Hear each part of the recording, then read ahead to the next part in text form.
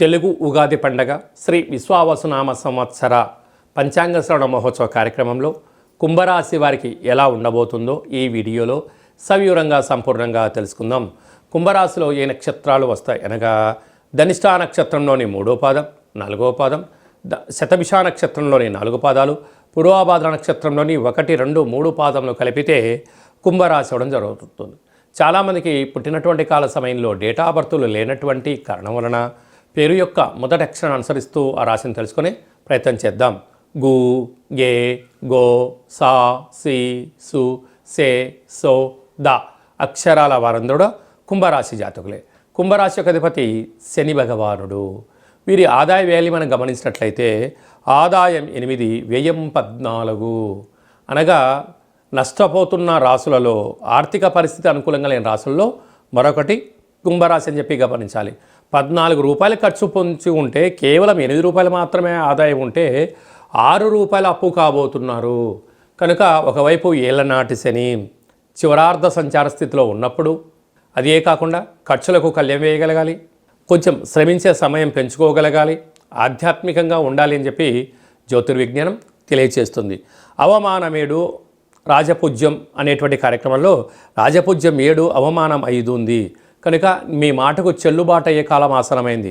కానీ ధనం లేని మాట కొంతకాలం మాత్రమే ఉంటుంది, ధనం కలిగినటువంటి మాట చరిత్ర కలుగుతుంది అని చెప్పి గమనించాలి. కనుక వీలైనంతవరకు పంచాయతీలకు, గొడవలకు, సలహాలకు, సూచనలకు దూరంగా ఉండడం ఉత్తమోత్తతంగా భావించగలగాలి.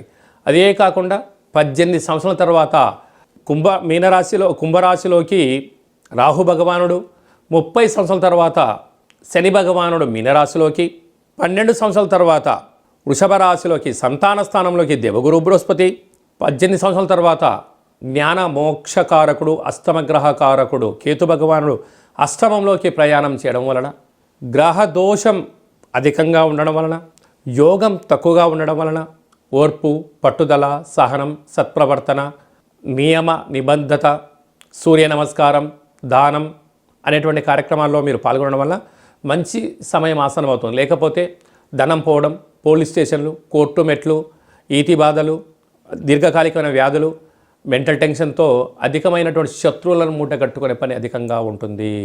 అదే కాకుండా మీరు వీలైనంత వరకు ప్రతిరోజు స్నానం చేసి నవగ్రహ మంత్రాలు శ్లోకంని పారాయణం చేయడం, సూర్య నమస్కారం చేయడం, సూర్యుడి యొక్క ముద్రలు వేయడం, అలాగనే నవగ్రహ మూల మంత్రాలను వ్రాయడం, నవగ్రహ తులాభారంలో పాల్గొనడం వలన భగవంతుడి యొక్క ఆశీస్సులు కలిగి గ్రహదోషం తొలగి ఐశ్వర్యం మీ సొంతమవుతుంది. ఇన్ని వేల వీడియోలలో ఈ వీడియో మీరు చూస్తున్నారు అన్నట్లయితే నవగ్రహాల అక్షర తులాభార సేవ చేసే సమయం ఆసనమైంది, ఆ పూజలో పాల్గొనేటువంటి సమయం ఆసనమైందని చెప్పి గుర్తు పెట్టుకోగలగాలి.